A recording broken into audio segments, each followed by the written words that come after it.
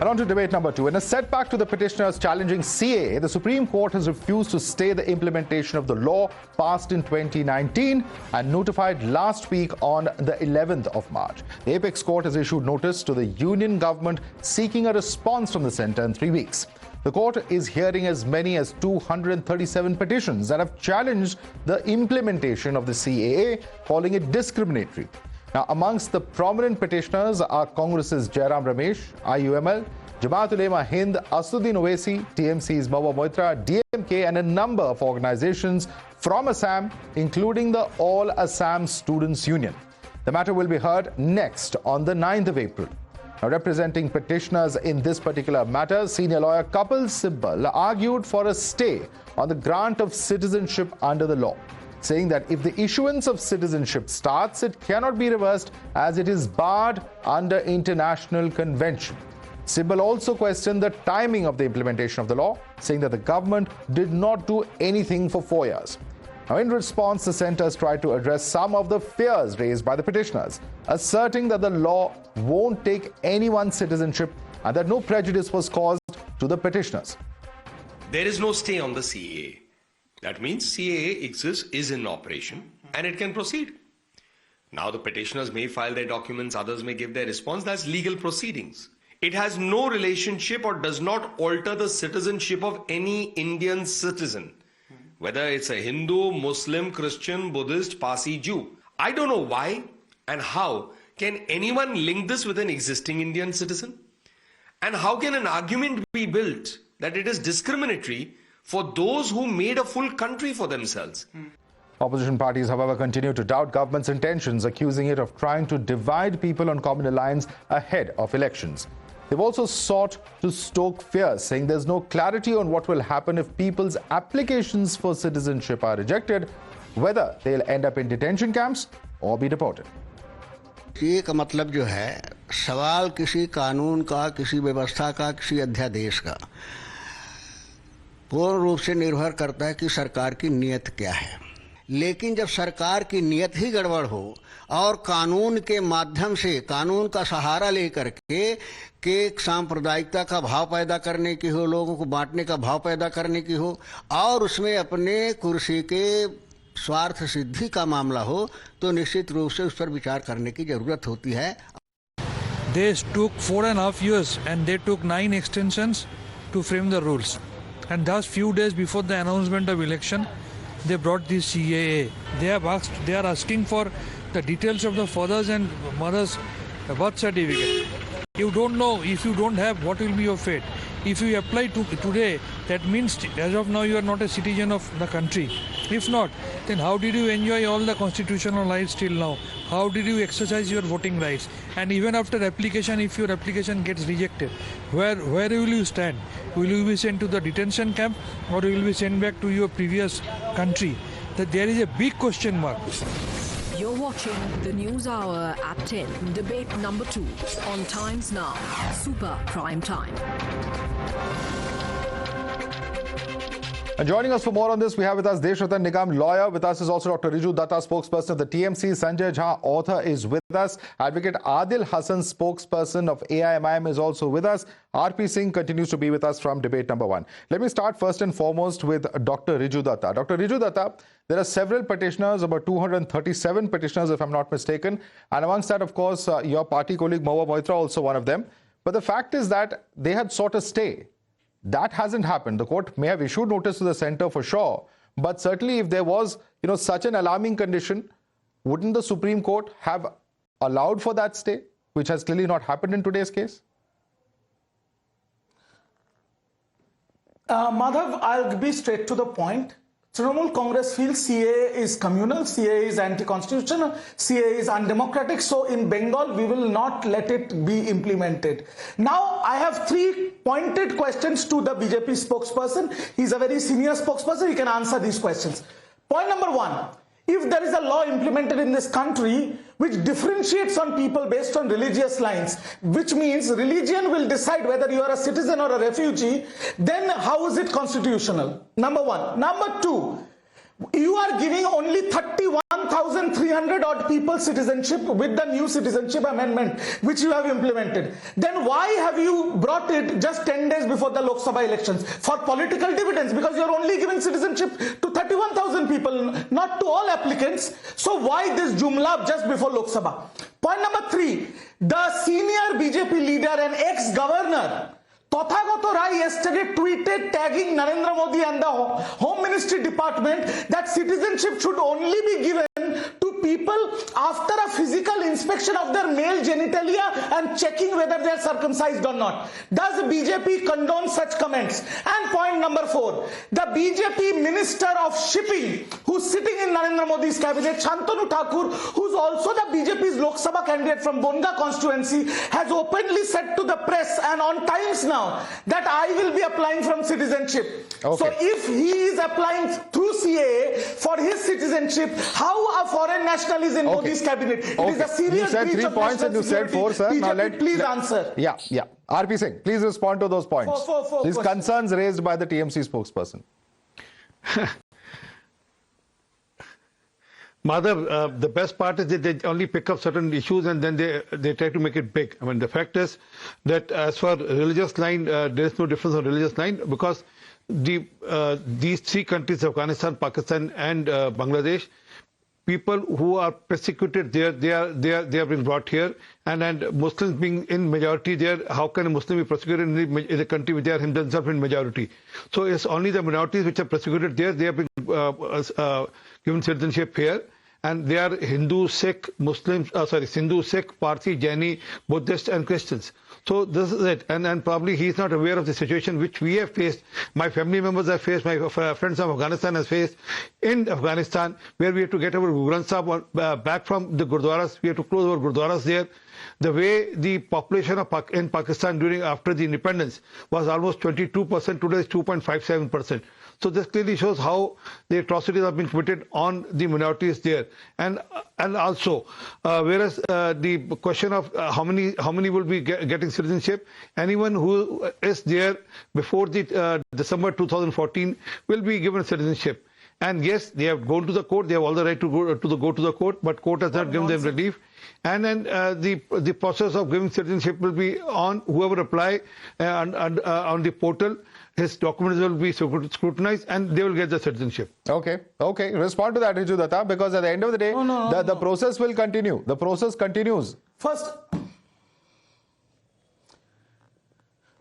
of all, RP Singh ji should do a little homework. They have already announced they will give initial citizenship to 31,000 people, not more. Second question, चलो ठीक है, आपका दिल हिंदुओं के लिए रो रहा है who are getting persecuted in Islamic countries. What about the Hindus, Tamil Hindus of Sri Lanka? And secondly, if you are, let me finish, sir, सुन तो लीजिए. And secondly, you are giving also protection to Buddhists and Christians because you are saying that they do not have a country. Well, for your information, Christians have the Europe and the America, and the Buddhists have Nepal, Bhutan, and Sri Lanka. Why have you included them in CAA if you have not included the Muslims? What kind of a farce is this? You are clearly showing you are anti-Muslim. BJP is anti-Muslim, and that is what we are trying to portray to the country. That समझिए, जब प्रधानमंत्री बोलता है इनके कपड़ों से पहचाना जाता है, यही ये लोग लॉ के माफिक पूरे देश में लागू करना चाहते हैं. All right, RP Singh. जब दीदी जय श्री राम के नारा लगाने पर जेल में डाल देती तब क्या होता है? ये क्या आर्ग्यूमेंट है? ये क्या उसका आर्ग्यूमेंट ठीक था जो कर रहे प्रधानमंत्री कपड़े से पहचानते. अरे वाह, दीदी ने किसी ने जय श्री राम का नारा लगा दिया, उनको बेचारे बच्चों को जेल में डाल दिया था. जय सिया राम. नहीं, हम लोग सिर्फ अरे सर, जय सिया राम. अरे आपको श्री की जानकारी नहीं है. श्री मतलब श्री में सिया अपने आप आ जाती है. ये मत करो, ये राजनीति मत करो, ये सब मत करो. But fact is that you are against the citizenship being given to persecuted Hindus. आपको हिंदुओं से चिढ़ है, आपको सिखों से चिढ़ है, इसलिए आप इस प्रकार की बात कर रहे हैं. One second, Riju Dutta. Mamata Banerjee a few days ago says, don't apply for citizenship under this act, they will take away your citizenship. सिक्की का आपको सर्टिफिकेट चाहिए कि आप हिंदू हैं या नहीं है. One second. Let's an insult. Let's calm down. Let's calm down. One second. Let's. Khalistani कहते हैं और आप डिफेंड करते हैं. You are an insult on Hinduism. One second. Let's gentlemen. Please let me come in. Let's not. Is an insult on Hinduism. One second. Sanjay Jha, simple question. At the end of the day, we have a situation where the government has said that bringing in NRC, etc. is nothing but a bogey. Okay, this is something that the government has specifically stated before the Supreme Court even today. They've said so many times in the past. Yet, the BJP says there is fear-mongering happening by various opposition parties, whether it is the TMC or the DMK, etc., who are raising all sorts of questions. You have MK Stalin, for instance, who says that this is just the beginning. There will be language that will be brought up next. The language issue also being raised by parties such as the DMK. So, at some level or the other, the question is, while concerns may or may not be valid, to what extent is this fear-mongering going to go on, is the question that BJP is asking. Madhav, can you trust a government that went to the Supreme Court and said on the electoral bond issue that the people of India do not have a right to know who funds political parties? Can you trust a government that during the time of the right to privacy debate, they went to the government and they went to the Supreme Court and said people don't even have a right to their own bodies? Please don't interrupt when I speak. Learn to have some decent conversation. Sanjay, let's come to the CAA issue, please. We can debate all the other issues later. Let's stick to CAA. Yeah. I'm just asking, Madhav, are we discussing electoral bonds? Yeah, one by one, please. Yeah, that's exactly what I said. Let him come in now. Let him make his point. But Sanjay, please stick to the subject at hand. That's my only request because there's limited time. Now, here is the point. The reason why I juxtapose those two arguments is to tell you that this is the same government that basically needs to realize the Supreme Court is speaking. The Supreme Court, by the way, in listening to the 200-odd petitions for 3 weeks, it has not approved the CAA. The matter is sub judice. And I'll tell you, the Riju Dutta's comments are absolutely valid. And let me answer a fundamental point, 2 points here. Number one, it violates Article 14, the right to equality in the Indian Constitution, which is part of the basic structure of the Constitution, which does not bring religion into it. The BJP's timing of the CAA tells you its political motivations. But the larger point, Madhav, we need to repeat this. You have the Shia. You have the The Indian Constitution applies to the Indian citizen. Mr. RP Singh, let him make his point. Let him make his point. The other panelists who have not yet spoken as well. We have limited time, please. The Indian citizen. So here is my point, Madhav. The Ahmadiyas, the people from Balochistan, the Shias, the Hazaras in Afghanistan, the Pashtuns. There are so many people who are actually persecuted despite being Muslims in their own country. I mean, you can't ignore that reality. So here is the truth. The BJP is actually using the religious card to polarize the country. Okay, I want Deshratan Nigam to come in on those 2 points. Article 14 being violated, Deshratan Nigam, and also the fact that you cannot discriminate against those who are persecuted. There are several amongst Muslims also who are persecuted, says Sanjay Jha. Please respond to those 2 points. There needs to be a slight historical perspective, Madhav, before I answer your question. At the time of partition, the partition was on the basis of religion, that Muslims cannot stay with the Hindus. However, when the partition took place, none of the 3 countries were Muslim countries. They promised that they would take care of their respective minorities. However, subsequently, they converted themselves into Islamic countries and they did not give equal rights to the minorities there. And subsequently, persecution started. And India, under the Congress government in 1947, admitted that it is the duty of the government of India to take care of the minorities immediately after independence. They admitted that. Subsequently, on the failure of Nehru-Liaquat Pact, then again the reaffirmation was made that it is India's duty to take care of their respective minorities in those countries, because Nehru-Liaquat Pact in Pakistan, Bangladesh, Afghanistan failed on that account. And subsequently, Indira Mujib Pact of 1972, also in Indian government at that point of time, promised that it is their duty to take care of the minorities in those countries, and 1.2 million minorities were accepted in India and were given citizenship. Therefore, there is a historical perspective to it. And the Congress government at that point of time had admitted, and it is on record, nobody can deny that. Now, subsequently, Article 14 is about Indian citizens. This CAA does not discriminate between Indian citizens. It is about giving citizenship to the religious persecuted minorities of Islamic countries on our border, where the Muslims, if it is persecuted, it is a law and order problem. It cannot be called religious persecution because they are in majority there. They have their penal codes to deal with it. Suppose a Hindu attacks another Hindu in Nepal. It cannot be called a religious persecution. It has to be dealt under the penal code of those countries. So therefore, there is no discrimination. This is a concept of a reasonable classification in our constitution, which the Supreme Court has upheld in number of Katina cases, that it is a reasonable classification. So the concept of a reasonable classification will come into play when the arguments are heard. And when the Sri Lankans, and let me tell you, Congress government gave Sri Lankan and Myanmar minorities on a case-to-case basis citizenship under reasonable classification of Article 14 during over the years. And over the years also, the Indian government has already had an accord with Sri Lankan government. They have already given citizenship. That issue does not remain anyway. Okay. So the fact remains, this is an objective with a very narrow, objective, this particular act, religiously persecuted minorities. Okay.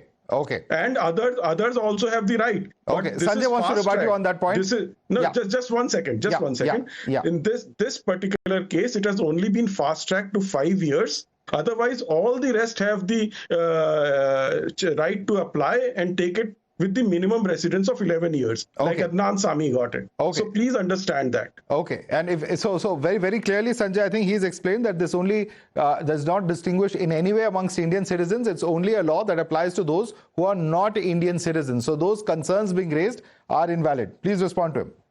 Well, I will tell you two very quick points. If you're talking about neighboring countries, Madhav, isn't Sri Lanka a neighboring country? Aren't Tamilians who have been actually, part of the Sri Lankan demography, and we know what happened in Sri Lanka. Why aren't they been including as part of the CAA? Why only 3 countries which are basically Muslim populated countries? It is very apparent. Number 2, even if you look at the cutoff date, why December 31st, 2014? What happens after that? I mean, are you actually telling me that those who come after December 31st, 2014 have to go through a process of naturalization for 11 years, while the others have to go through a process of 5 years? There are so many inconsistent factors in the CAA. You even look at the fact that at the end of the day, you are not able to explain, the RSS gentleman, he's not able to explain categorically as to why does a Buddhist or a Christian who can go to many countries in Europe and the Far East, why are they put it and the Muslims not? Okay, I got your point. I'm going to allow Deshadan Nigam to respond to that, but before that, I want to bring in Advocate Adil Hassan. Adil Hassan, ये Indian citizens के लिए बनाया गया कानून नहीं है, ये केवल उनको दिया गया जो बाकी देशों में, इन 3 देशों में प्रताड़ित है, परसिक्यूटेड है. क्या जवाब देंगे आप देशादन निगम और बीजेपी का? हम बीजेपी को यही जवाब देना चाहते हैं कि बीजेपी से पूछे, कुछ बच्चे गुजरात यूनिवर्सिटी आए थे फॉरेन से, उनका तो आप ध्यान रख नहीं पा रहे हैं, उनको आप लाठी डंडा से मार रहे हैं. क्या यही अतिथि देवो भव का कंसेप्ट है? आपका हेमंता बिस्वासा आसाम का चीफ मिनिस्टर बोलता है कि 13 लाख इसमें मुस्लिम नॉन मुस्लिम है, 7 लाख मुस्लिम है. तो हेमंता बिस्वासा वो क्या कहना चाहते हैं? आपको भारत के नागरिक के लोग की जवाबदेही है कि आपको पाकिस्तान, बांग्लादेश और श्रीलंका और तमिलनाडु, अफगानिस्तान की चिंता है? अफगानिस्तान सरकार को यही भाजपा सरकार ने पैसा दिया, यही भाजपा सरकार ने पैसा दिया, आपके साथ इतना प्रोसेस हो रहा है. आप पर भारत के नागरिकों की जवाबदेही है, आप पर पड़ोसी का नहीं, पहले अपने घर को खाना खिलाइए, चैरिटी टिकट से दो. और जब कॉन्स्टिट्यूशनल, जब आपको सब धर्म के साथ इंसाफ करना है, तो ये कहाँ गए भेदभाव है? आप किस तरीके का कानून लाना चाहते हैं? आप दुनिया का मैसेज दिखाना चाहते हैं? और इस लोगों के लिए आप क्या ये ड्रामा कर रहे हो? Losing your line, sir, losing your connection there, but I want Deshadan Nigam to quickly respond to you on that. Deshadan Nigam, many concerns expressed, please respond to them. The first and foremost is you have to look at the objective of the act. What is the objective of the act? It's quite narrow. Religiously persecuted minorities of the countries which were part of India. Please understand that that's the basic premise, and therefore we have moral, spiritual, and civilizational duty to take care of the people who were part of India. And those countries did not keep the solemn promise to take care of their respective minorities, and therefore it becomes India's duty to take care of their minorities who have been defrauded. Please don't shout. Don't shout. Adil Hasan, आपने सवाल पूछा है, अब जवाब सुन लीजिए, please. Yeah. And please understand, there is a precedent all over the world. You take care of Lautenberg Amendment of US where Jews and Christians were taken from Iran, especially. No other religion was taken. You have Jackson Amendment, you have Specter Amendment out there, all upheld by the court. We have precedents all over the world. Okay. So it remains a fact that it's a similar kind of a thing. And it is our duty to take care of the persecuted minorities. Completely out of time, Deshradha Nigam. Sorry for interrupting you there. I'd like to thank all our panelists, R.P. Singh, Deshradha Nigam, Dr. Riju Dutta, Sanjay Jha, and Advocate Adil Hasan. Certainly, of course, the court may not have stayed the proceedings. They have issued notices today. And of course, no one is saying that the court, no one can second guess what the court will do. But certainly, all eyes will be on this entire proceedings that are to take place in the Supreme Court, because certainly one of the most important issues, one can say, in this Lok Sabha election, because of the fact that the CAA and the rules being notified just about 10 days ago, certainly is going to be the subject of much political debate, not just inside the court as well. Thanks so much for joining us on the show tonight.